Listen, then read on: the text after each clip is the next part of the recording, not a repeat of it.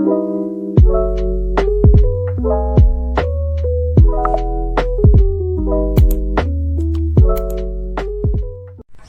good morning everyone. Mayam puno pu jirangan babna khum jari mayam nasidi anu blog pu jalae mayam nasi se ei se khoi dimda lakpane bane ko adu digi huji se fishery chakke toini fishery da manga phari ai adu digi kin se na adu gai huji su phi su mayam sure lightin khrom na ei dagi chaba thakba kata ki breakfast loina ei kata ore phi su nasi je mayam su na phawre siga le adu phi je mayam su na phawre bane Dani mayam dum chacha si yengminasi kari kari tawbona haida nasi segi ko dum mayam jeng halake madana ki doina adu to no mukuta dati ore ni ma chale du du bo dai la cho amta hai to ro se mayam da hai we go ude mi mi daddy le de we go daddy ha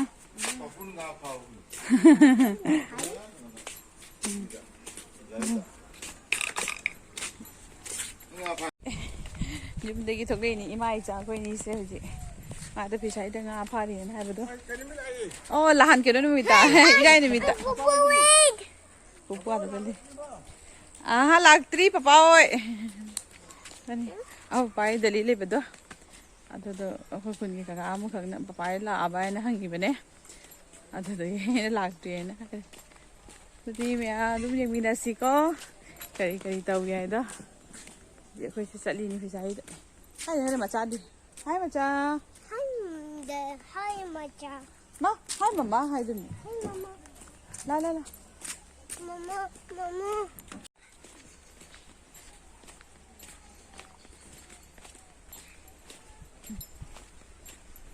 mea khoi fishery ki ge changi di fishery ki ge jau re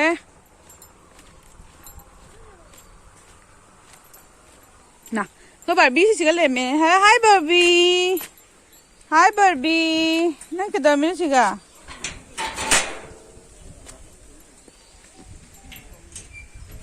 me am do mga phare tanga phare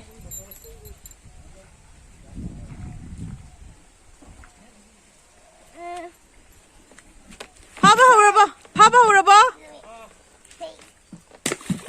nga kyam pha wa nung lang ano nga papa hugalle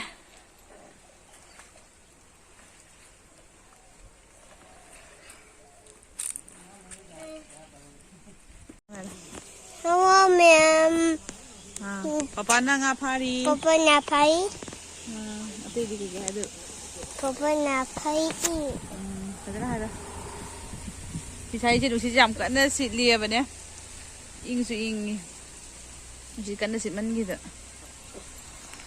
su no ngai ba ba ni fishery singa ta chong tho ka re nga ta chong ka re mo che nga pha di kan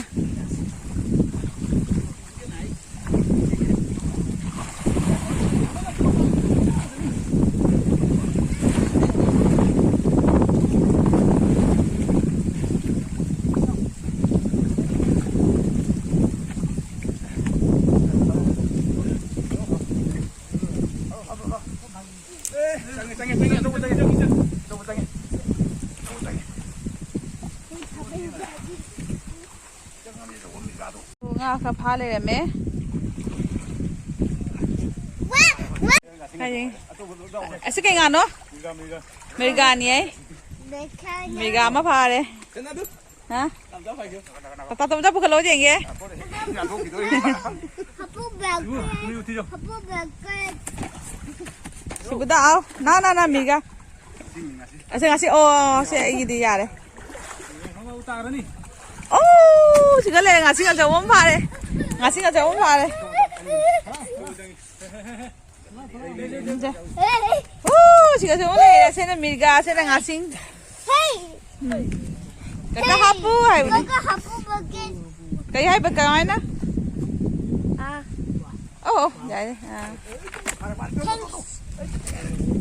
wow cái này cũng wow bao đó màn thô pipi này bé màn thô pipi này bé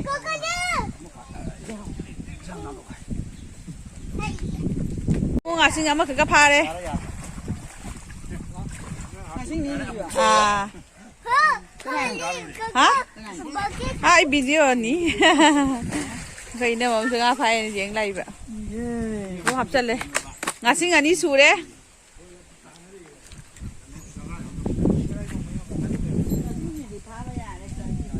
Baba sigalaw, baba sigalaw. Nuno sigalaw. Gamay to no. Baba sigalaw mot ka ni. Aga apik pa kana tawre ana son haida thada khare adana ne kapi. Ado nang isiga myam lei sidina. Ado do baby piece songa thadari ni na. Baby piece songa thadari. La se big piece le. La. Ay ma kukap sa yun nga apik pa sa son haida thada khare ana to ibanga thada khare.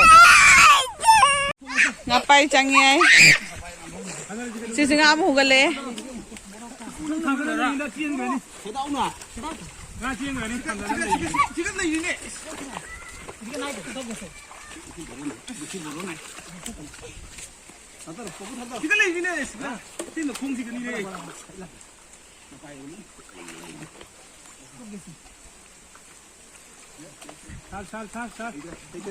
Apa jani?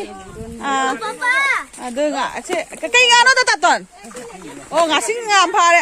Palai dia? Kayak ge? Oh nggak ni dah. Langa. Fresh ni kau ngasih, hau ni am. Kilo kan? Hai bro.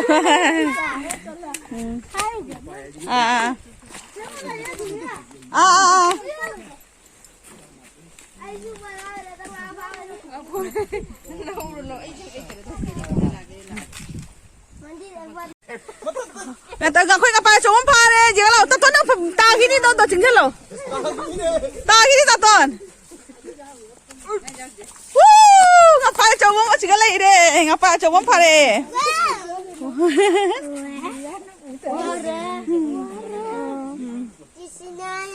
ngapai mà pha đấy, pai nó bawa don dance macam ni ciklat kan ni,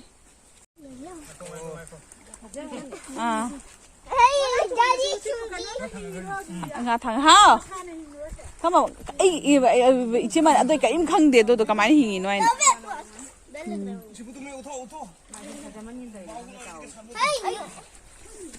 Ao, tao nó baba.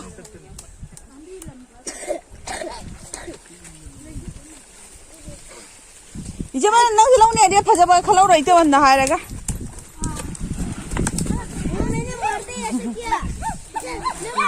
Ngam pukale ngam pukale. What is this? Wow. Thang này là thang đâu đấy? Ada bao mà sao đâu đi xe hạt thảo đâu rồi.